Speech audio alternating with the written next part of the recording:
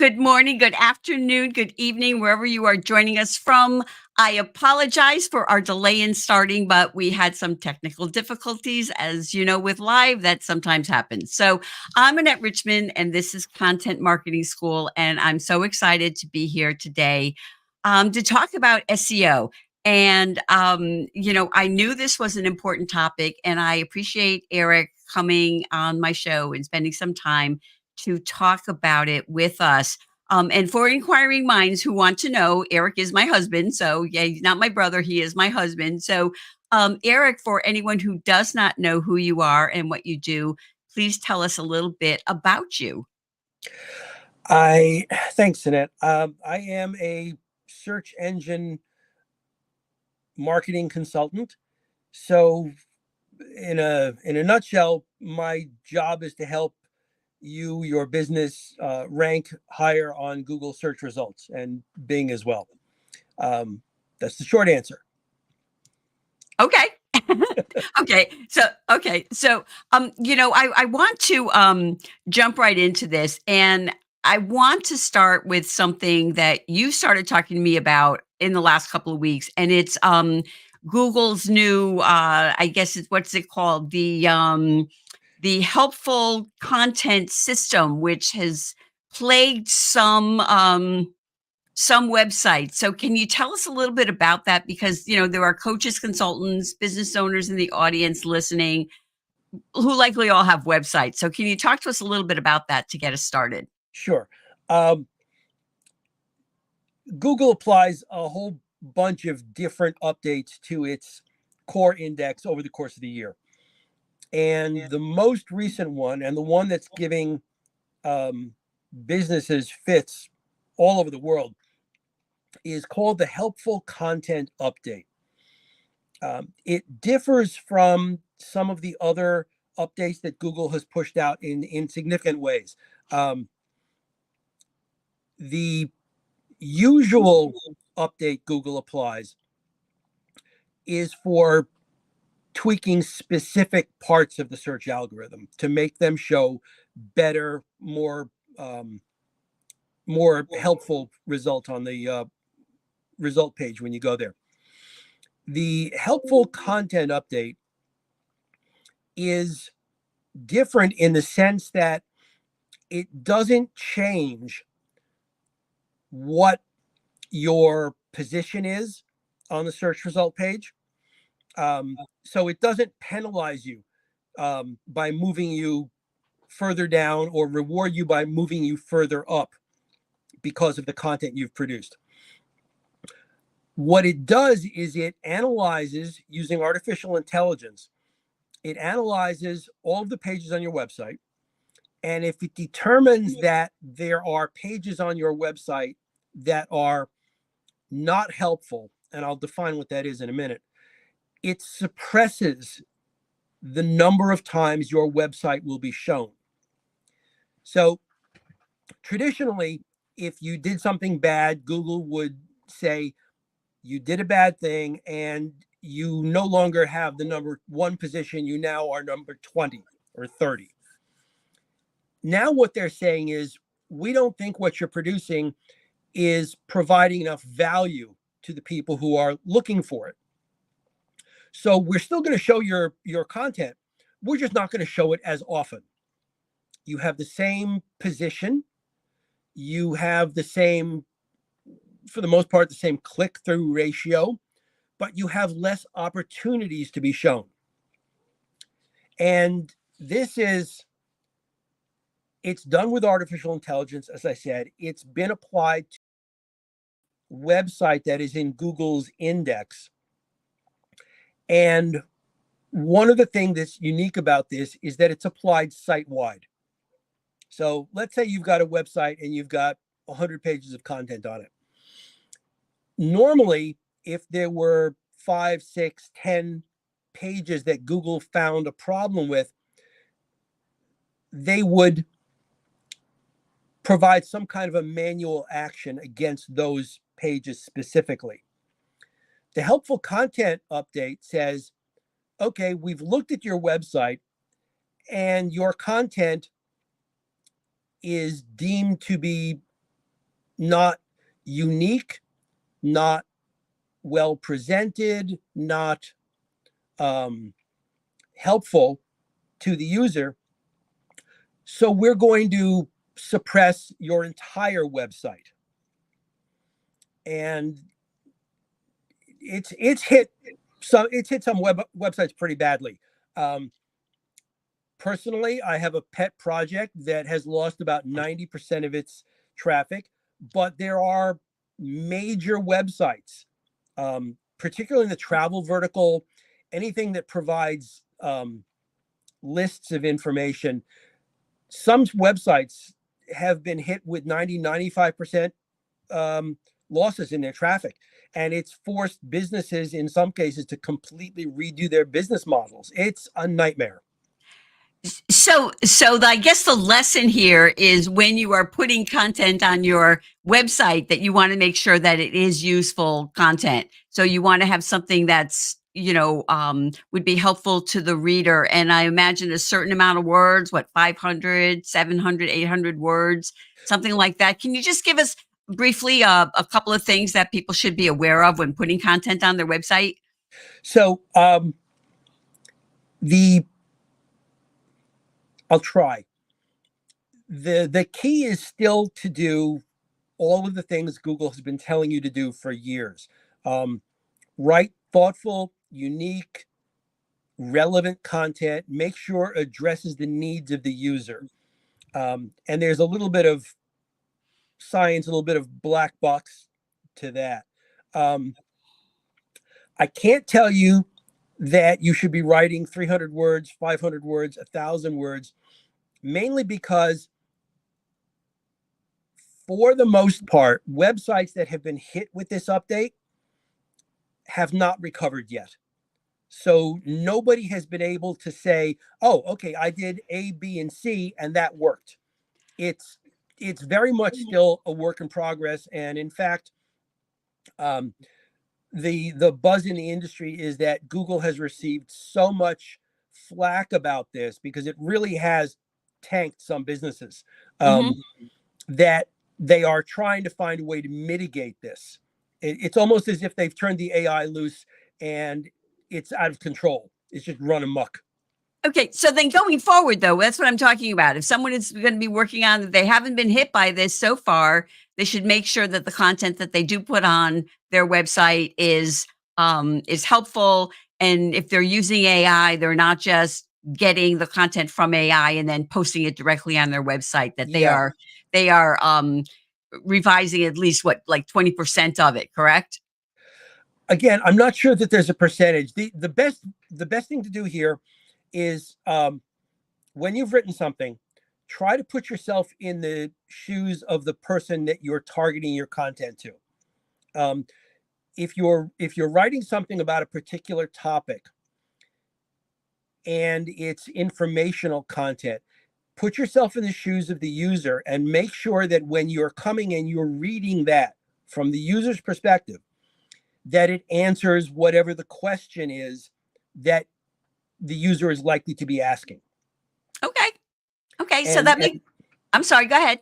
No, and that's really about the best guidance you can give right now. If you can do that in 200 words, if you can provide a good, clean, well-written, thought out response, then that's all you need.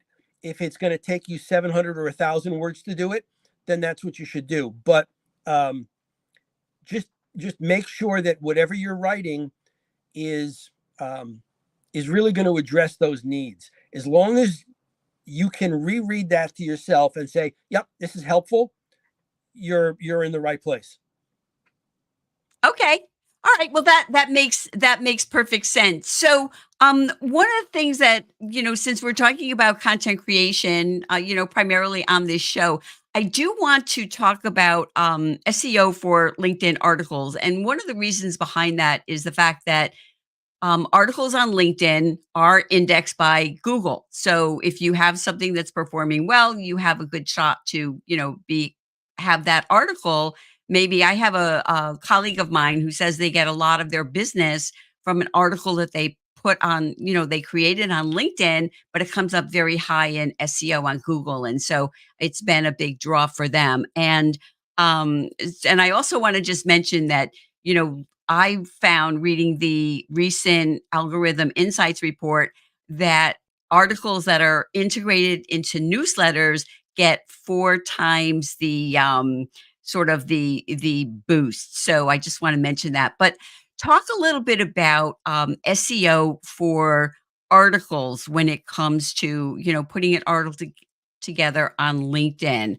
Can you give us some strategies to write something that will be indexed preferably higher in Google? Sure. Uh, Top line, think of the content that you put on LinkedIn the same way you would think of it when it goes on your website. Make sure the headline accurately conveys what the subject is going to be. And then as you write your article, make sure that you use subheadings to separate out different pieces of the article, different sections. The subheadings help users and search engines understand how those sections all fit together for the overall topic. Um, it's important to use keywords, queries in your article the same way it would be on your website. To be careful, not to overuse phrases. If it looks like you're keyword stuffing to a search engine, they're not going to be too happy about it. So use the same thinking that you would for your website, for your LinkedIn article. The only thing I would suggest that's slightly different is don't make what you put on your website or what you put on your LinkedIn profile exactly the same as what's on your website. Okay. Because you may run into duplicate content issues. Make it a little bit different. If you're going to include links in your article, on your website, you're going to want to link to where you've got sources from information from. That helps provide authority and lets the search engine know that you've done your research when you've created your content. Mm-hmm. I don't know that that's as critical on LinkedIn. And part of the reason for that is LinkedIn has just got such a mass. As a domain, LinkedIn has a very high authority. So content that's on there, all things being equal, will probably outrank the content you put on your own website, even if it's the same article. So would you recommend putting it on your website and then posting it to Google? Because that a lot of content creators that I know do that. They create a blog and they put it on their website, and then after they then use it as a LinkedIn article. So would you recommend doing that? Yeah. The Once an article gets into the index, which in most cases will happen within 24 hours and usually much, much faster than that, that's considered to be the source of record. And then any place else it appears is considered to be secondary, tertiary.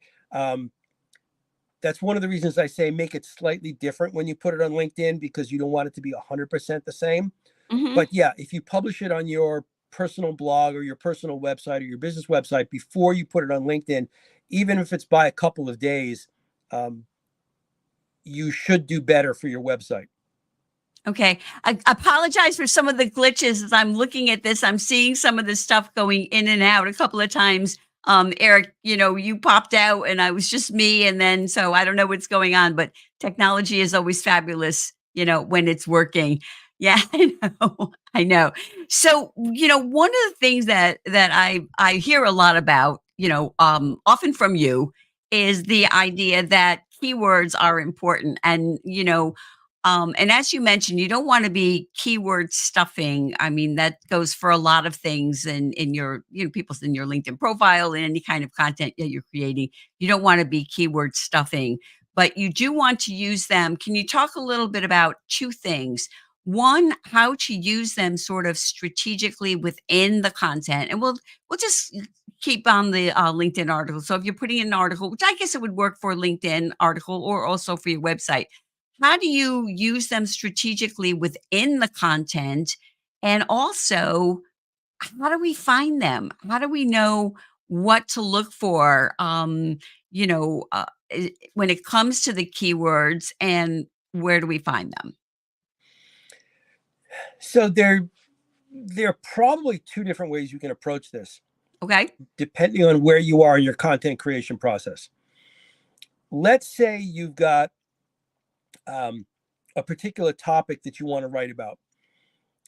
If you're unsure exactly how you want to focus it, you can always go to Google, put your seed keyword into the search box, and then see what shows up in Google Instant Search, which are the 10 listings that show up when you go on the Google page and you put a word in. And you can try using one of those. Those are the top 10 most requested variations on your seed term as of that moment in time. That's why it's called Google Instant Search. Okay, so what's your seed word? What's the seed word? Uh, well, Let's use me as an example. So what would be my seed word if I'm talking about content marketing? What would be my seed word that I would maybe want to put into Google, or what might be a few of them? so you put in content marketing. I mean, Okay. that's your seed term. Okay. That's the overall topic that you want to write about. Okay. Now, there's different facets of content marketing, right? There's maybe content marketing research or content marketing for sales professionals or Video or different types of right. formats. Okay. So once you put your seed term in, you'll get a whole bunch of other permutations of it that are based on what people are looking for right now. Mm-hmm. And that all happens with Google Instant Search. You can also use a tool like Answer the Public. And there are a number of different variations on that. I Mm-hmm. particularly like that tool because it's been around the longest, and I think it has the biggest database. If you put a seed term in Answer the Public, you'll get back anywheres from a half a dozen to several hundred possible topics that Mm-hmm. you can use. And they'll be ranked in degree based on degree of difficulty and competitiveness. That's a good place to start. The other way to do it is, let's say you've already written something. You have your article written, but you want to know kind of how to optimize it. Mm-hmm. You can take that and pop it into Chat GPT or another AI engine and ask the AI engine to say, give me the central theme of this article. Okay. And it will likely spit out one, maybe two different high level. This is what you've written about. This is, Mm-hmm. and then you can take those terms and see, okay, did I use them? How often have I used them in my article? Build your title around that. See whether you've used them in your headings, in your opening paragraph, if you've scattered them 4 or 5 times within the body of the work. Okay. So that seems to be the key, like 4 or 5 times, not, you don't want to keep using them. Sometimes, people think more is better, but it sounds like, much more is not better. No, not at all. Okay. So once we're we have our article, and we're putting the keywords in and talking about the title.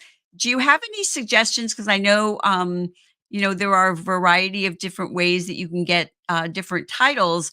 Do you have any suggestions for putting that together, or am I just like off base with that?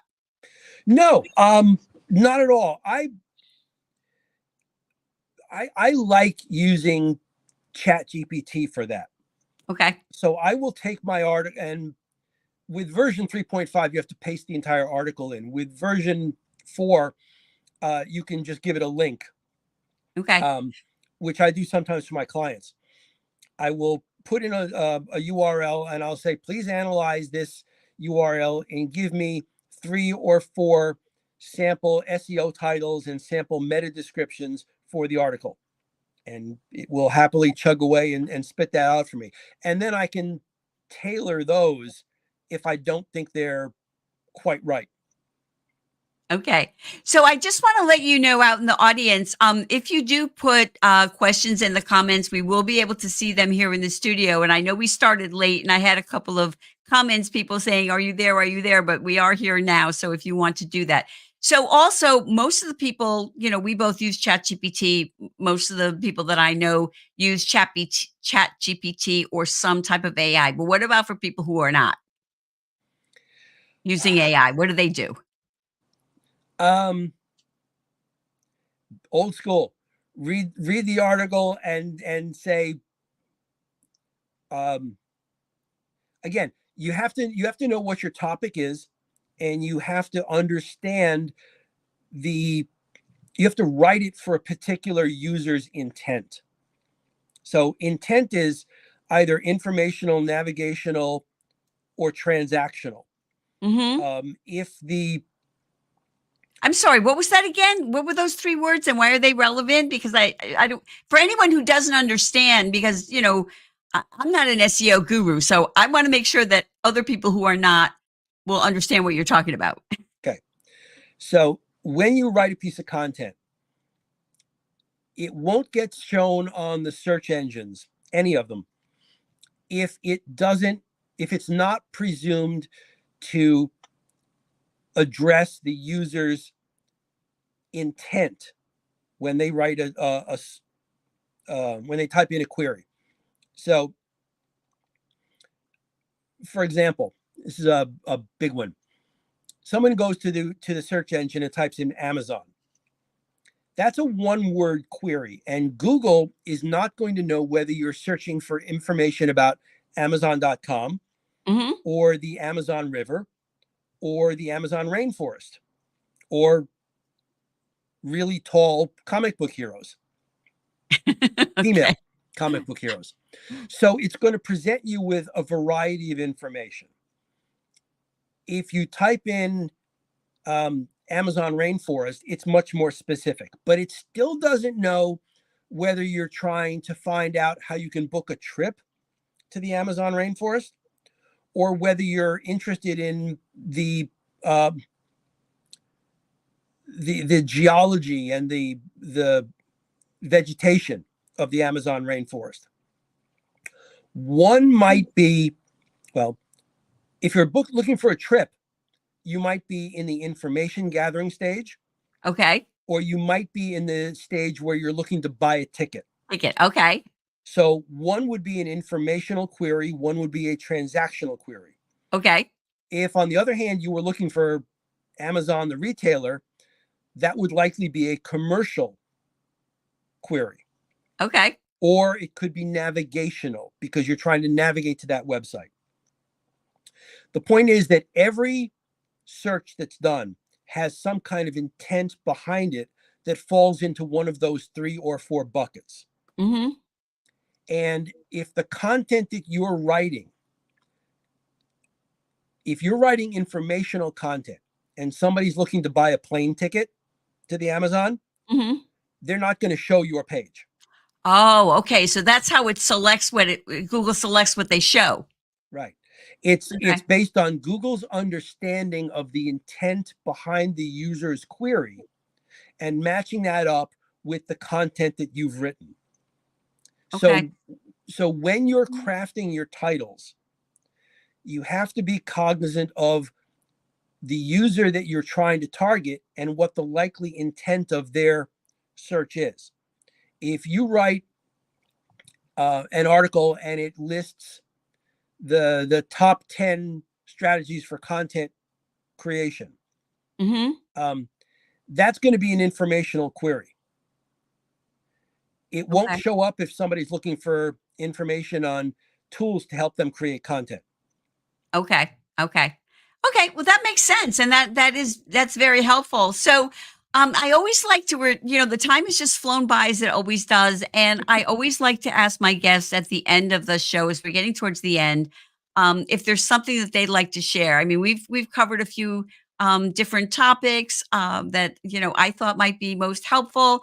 But what would you like to share? Something maybe that I haven't asked you that you think is important for people to use. And as you're sharing that, I'm going to just bring up your LinkedIn profile. Okay. I guess one of the things that I'd like to share is, and this is going to be more relevant to somebody who's got a website, but if you're writing your content for both the website and for LinkedIn, Hmm. it'll still be useful. If you don't have Google Webmaster Tools, Google Search Console or Bing Webmaster Tools set up for your website, Hmm. you should do that. It's not required. There's nothing that says you must do this if you're creating a website. But having that will give you a lot of insight on how people are finding your content. You look like And you're going to say something. no, I was just going to say, and those are both free, right? Oh yeah, Yeah. So that's important too, for people to know that, there's something that you can download and it's free. So that's always a bonus, because I know a lot of, consultants, entrepreneurs were, on our little budgets. And so it's always good to know. So before I ask you to finish up that thought, um, are you open to connecting with people on LinkedIn? This is LinkedIn. This is Eric's LinkedIn profile. And are you open to connecting with people? oh yes, of course. Okay. All right. So again, so when it comes to setting up, and hopefully people will take that down, and if they do not already have one or the other set up on their website, because there are also analytics for LinkedIn, but that's like a whole other thing. So how often should people check their analytics, and what should they be kind of looking for? So let me break that down for a hot second. Okay. The analytics programs, whether they're on LinkedIn or maybe not so much LinkedIn, but certainly for a website, analytics programs analyze what happens after somebody lands on your website. Okay. They cannot tell you how that person got there other than saying they came from a search engine, they came from a social post, or they came from LinkedIn or referral. Mhm. Mhm. Something like Google Search Console and Bing Webmaster Tools will tell you how they found you on search. And in the process of telling you that they came from there, they will tell you what keywords were used to get your content to show up on the result page. Yeah. So Okay. those show you what happens before somebody hits your website, and the analytics show you how they behaved after they got to your website. And And so I that's why it's important. and so I would imagine that not only it can also let you know if you are using keywords that people are finding you for things that you're not looking for. For Exactly. example, if somebody's coming to my website, and they're looking for, I don't know, I can't think of something, but they're coming for something that's not something that I offer. I want to make sure that I am not bringing in people who are not, I'm not going to help them, and they're not my clients. Right. Somebody could come to your website looking for how to adopt black labs Yes, because of the name of the company. that's true. Okay. Okay, and that would not be helpful. And quite honestly, that kind of thing actually hurts you. Okay. So I don't want to be talking too much about that. Right. Okay. Well, I want to thank everyone for joining us, and everyone who's joined us now is listening, watching the replay, or catching this on my podcast. Any final words before we say goodbye? No, Okay. I've Well, talked again, enough. okay. Okay. Well, thank you everyone for being here. Have a great rest of your day, and I will see you back here next week.